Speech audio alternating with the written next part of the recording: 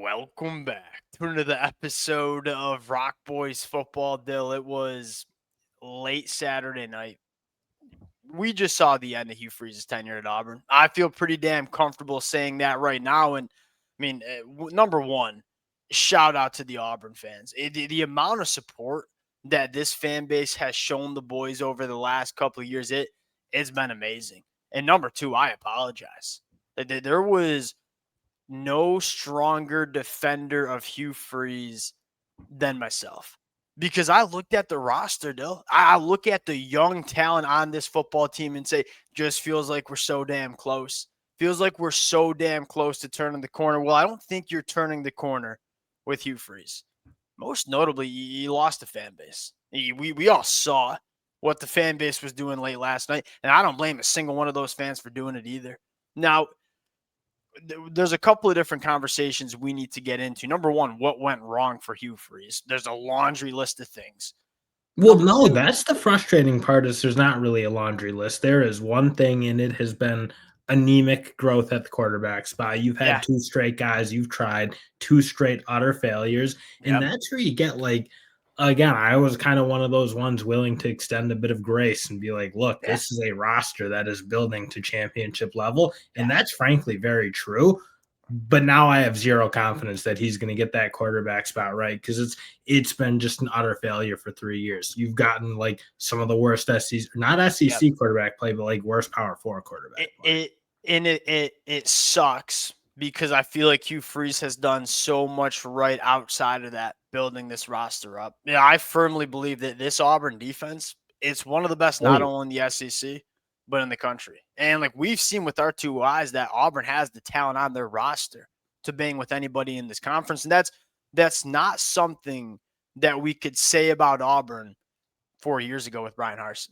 Like Hugh Freeze has done good things, but he is clearly not the coach that's going to get Auburn to turn the corner. So you got to go find a coach that can. And I want to say this before we get into some candidates. Still, I think people are underrating how attractive this job is.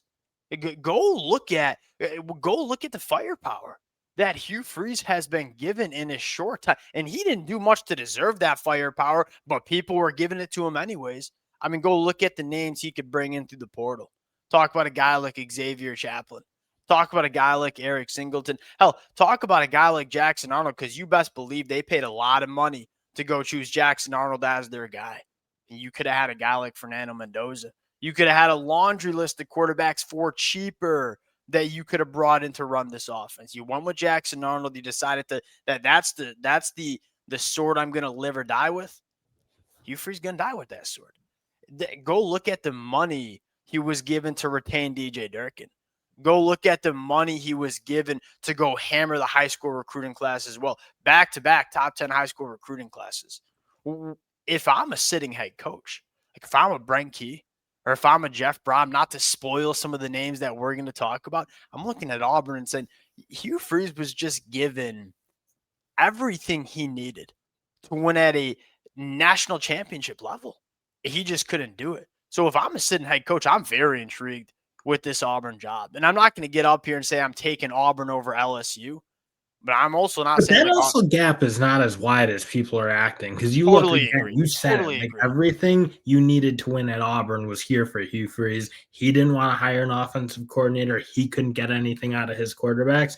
That's what's going to cost him his job. It's not like I look at some other jobs where I feel like coaches are really maximizing what they Yep. have.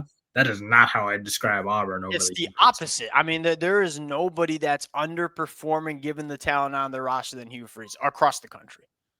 Let's get into the coaches who can come in and maximize what this Auburn program could be. And I'm not gonna lie, I hate to say it, but there's still a lingering sense in my mind, like, No, man, what if you do don't say make it. him hire an OC? No, What if you do and I you get to can't. keep this thing? And I felt Man, like I said this last man. week, I feel like, but Yeah. then Kentucky was a bit of a red line, and he certainly crossed it I last week. was I was exactly with you. Like I kind of got myself talking back in. All right, well, maybe they are turning the corner after the Arkansas game. And I said Kentucky's like you drop that game at home to Kentucky. You don't have any more leash from me. The leash has run out. So now it's time to get into some coaching candidates. I went to sleep thinking about the next head coach for Auburn. I think I cooked up some good names. Fired up to get into it. Before we do, and as always, to the Auburn fans, let it rip in the comment section. Not necessarily do you think Hugh Freeze should be fired, because I think every Auburn fan that's listening this is out on Hugh Freeze. Coaching candidates. Who's the guy to get this program back on track? Because this program's got potential, and I think we all know it.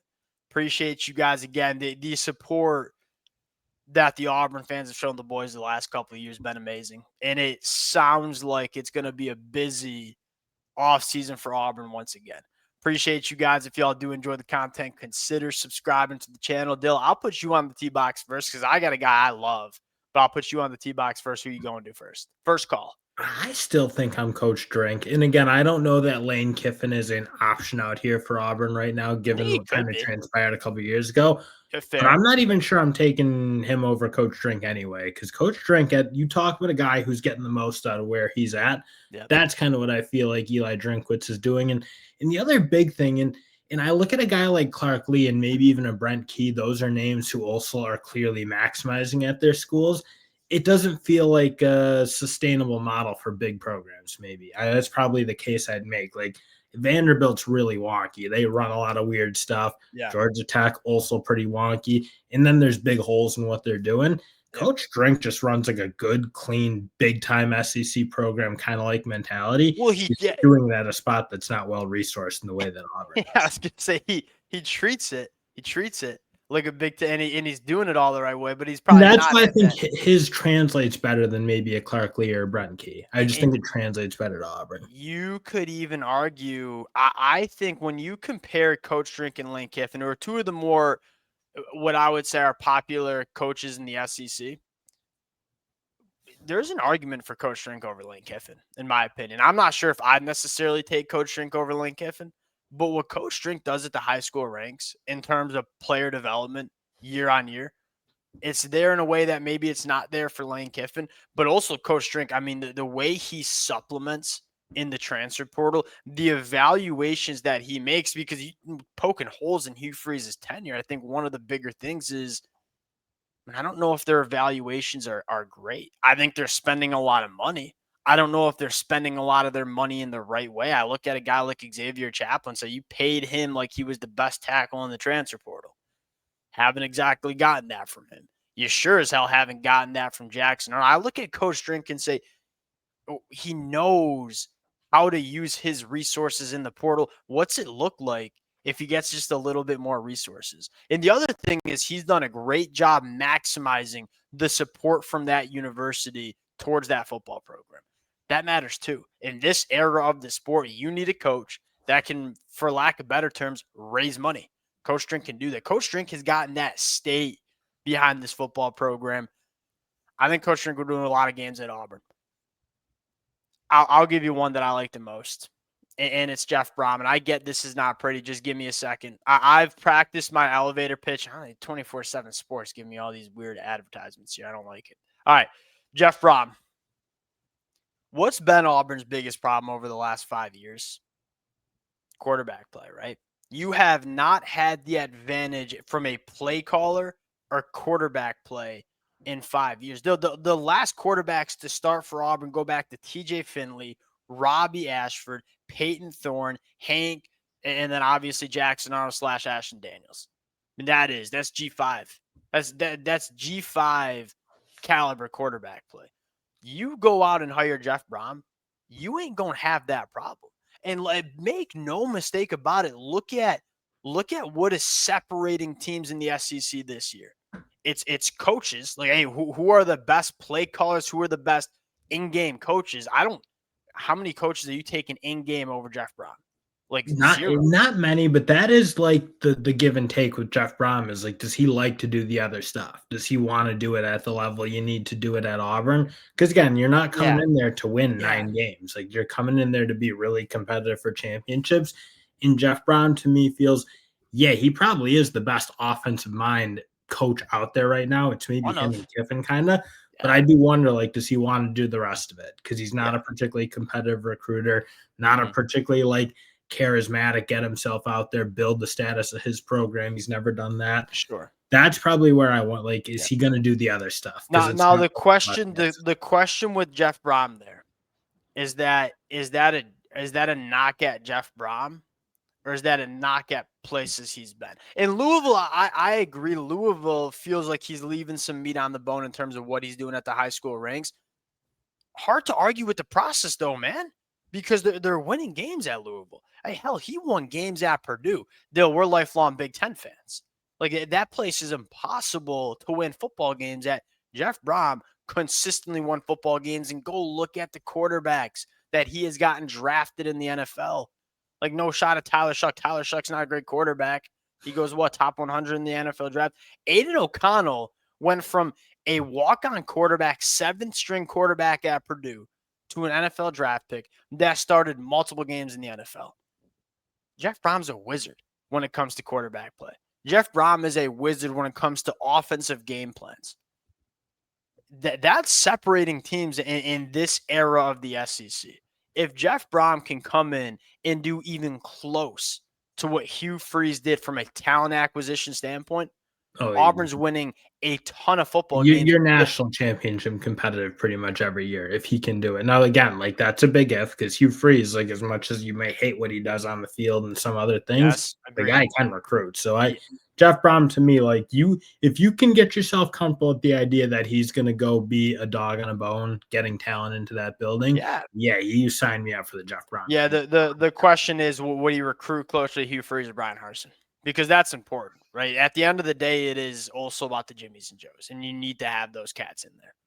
But if we feel confident that Jeff Brohm can bring talent to Auburn, what it feels similar to is Mike Elko when Mike Elko went to Texas A&M. Mike Elko had a little bit more recruiting chops as a defensive coordinator, but that was the biggest question you had about Mike Elko's transition. Like, can he come to Texas A&M, recruit at that level? He has, and Texas A&M is rolling. But he also he built himself up through big time, like Notre Dame, Texas A&M. Like those are kind of his stops. How about another one I think you like a lot? Ties to Auburn too. Kenny Dillingham. And here's one thing I'll say about Kenny Dillingham that Auburn hasn't really had. Auburn hasn't had a coach that I think fans particularly like in a little bit. Like even Hugh Freeze is not the most likable, charismatic guy. Brian Harsin certainly wasn't that either. I mean, you talk about bringing in a head coach that everybody's going to freaking love and get behind. It's Kenny Dillingham. You talk about a young rising star that if he gets at a right spot and he's given the resources, I think could build a empire. Kenny Dillingham would make a lot of sense too.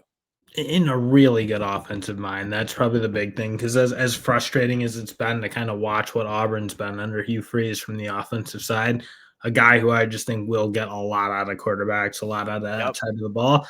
And frankly, like the hunger's there. Like I feel like he's one who I'm looking at one of those young coaches who wants to be the best ever, like a Dan Lanning kind of hunger in me. And again, that's another one. Like, I don't know that Hugh Freeze has exactly demonstrated that level of hunger every second at Auburn, like all the golf he's played and some of those other things. Kenny Dillingham ain't golfing that much. I tell you that much. I don't hate that point, because you have Kirby Smart at Georgia. It's like the definition of hunger and competitiveness. I mean, you look at like Mark Stoops. Mark Stoops, he's been mailed it in, right? I mean, Brian Kelly, there were question marks about Brian Kelly's work ethic in the offseason as well. You ain't going to have those question marks about Kenny Dillingham. Less flashy one, but I do want to mention it, and I think this is very realistic if Auburn wants to get it. James Franklin. I don't hate this one at all. Why? Because I just think like a coach who does everything at a really high level. Like again, and to me, my big reservation is I do think we aren't making enough about his lack of big game ability. Like when I hear I think the media makes I kind of think like though after his firing, people went the other way and were like, oh, he did such a great job at Penn State. I think he was a little bit of a merchant of winning against teams like Maryland and not beating Ohio State enough, not beating Michigan enough, that type of thing. But he is another guy that I'm not sure he was given everything at Penn State until the very end of his tenure. And then I think that school really started to back him. I do kind of wonder what that may have looked like for 10 years if Penn State was really trying to compete at the level Well, Ohio State was. Maybe that is the question I have with James Franklin, and that would be the argument. And I don't know if I love the James, because I'll get into the cons in a second. I like the other guys better, but I wouldn't hate him as much as I think a lot of Yeah, people would. number one, I do feel like uh, Auburn has kind of been in like the wilderness, lost in the wilderness in terms of they need a guy to lay the foundation. James Franklin would do that. I think James Franklin would come in and be pretty damn consistent 8+ wins. Like the question is he the guy to get Auburn to the likes of Georgia and Alabama in the SEC? My question with James Franklin, because I do want to say this. Everybody got on James Franklin for not getting over the hump and not beating a team like Ohio State. Go look at the way James Franklin recruited at Penn State and go compare that to what Ryan Day is doing at Ohio State, because those two programs ain't close when it comes to talent acquisition. James Franklin had 2 top 10 classes his whole tenure at Penn State. Ryan Day hasn't had a class outside of the top 5 in the last 7 years. And so the question now is, was that a Penn State thing or was that a James Franklin thing? Like, was James Franklin given the resources and just not maximizing it on the trail, or was Penn State just maybe not the firepower that maybe we think Penn State has on the trail? That's the question I'm interested in seeing. Now, if it was more of a Penn State thing, and there's another level of talent acquisition James Franklin could experience, sign me up for him, right? I just don't know. I do think from a foundation standpoint, James Franklin would make a lot of sense. Last name, I mean, Jon Sumrall's a name. It kind of hard. Again, this one is just, it's a little bit of an unknown. And when you jump up to a program like Auburn, are you going to have the success you experienced at a program like Troy or Tulane? Yeah, but I Look, do think his like G5 abilities again, I talk about translating better. Like he doesn't run like gimmicky stuff. He's not like no, just just like a an out damn of the good ball box thinker. coach. He's a really good culture builder, a really good developer of football players. I kind of Yep. think he does translate pretty well. I'd be a big Jon Sumrall fan. And again, he has worked at big schools in the SEC and all that. I think he'd be a really good fit at Auburn. I'd be a really big fan. Okay, the last one I want to put up is Brent Key. And I know you said you think it's a little gimmicky with Hans King. I get that. It's gimmicky. So I think Brent Key can be. He's an offensive line coach. He is feels kind of similar to Mario Cristobal, right? Eh, I think he could recruit much better. He's actually doing a decent job of talent acquisition at Georgia Tech, which is Yeah. really, really hard to recruit to. Number two, he makes really good hires. I mean, Buster Faulkner is one of the best offensive coordinators that I think we see. I think you think he's gimmicky because he has a quarterback like Haynes King. You kind of have to be gimmicky when you have a quarterback like Haynes King, because Haynes King's really good at certain things, not so good at certain things. So they built an offense that feels gimmicky because you have a quarterback that is a unique skill Well, set. but that's where the question. I mean, he's really only had Haynes King for his whole career. Like, does he have something else? Like, again, to me, it's like the Clark Lee thing. Like, does Clark Lee win a lot of games without Diego Pavia and being able to run that really weird, unorthodox offense? Like, does Brent Key win those games? Like, Yeah. can he do it with other quarterbacks? Because if I, it was just that like a young kind of cat, normal, I can I say one thing? That young cat that they have when Haynes Kin's been like in a full body cast the whole time at Georgia Tech. And they have that guy Aaron Philo. He comes in, gets a little bit more traditional, but they don't really drop off all that much when they go from Haynes King to that backup quarterback. might have to look into those numbers. My gut is telling me that is Look not into true. him. Yeah, look. No. I think it is, because I know the Georgia Tech fans love this kid every time he plays. Again, Brent Key's not my number one. My number one is Jeff Brohm. And say like, hey, give Jeff Brohm the resources you just gave Hugh Freeze. You're winning a lot of football games. I feel very comfortable saying that. Yours is Coach Drink. I don't think you can go wrong with either of them. There's plenty of names that, again, and I think the way to round out this conversation is there's a lot of coaches that I think can come to Auburn, and if they get the same resources that Hugh Freeze got, I think can win a lot of football games. We'll see which coach they decide to go with, but I wouldn't be surprised if we see the Hugh Freeze tenure end at I some don't point I don't today. see how he can stay at this I don't point. think Like, so again, either. I'm so encouraged by certain things, and I do feel like if he got an offensive coordinator, he could be good, but you just can't lose 10-3 against a really bad Kentucky team At at home. home. You just Can't can't. have him. Can't Not have in you. the 3. All right. We'll shut it down there. Auburn fans, let it fly in the comments section. I hope we move on. I don't like normally hope for, but I want to see Auburn get a coach that can go win. All right. Appreciate you guys, and we'll talk to y'all later. Peace.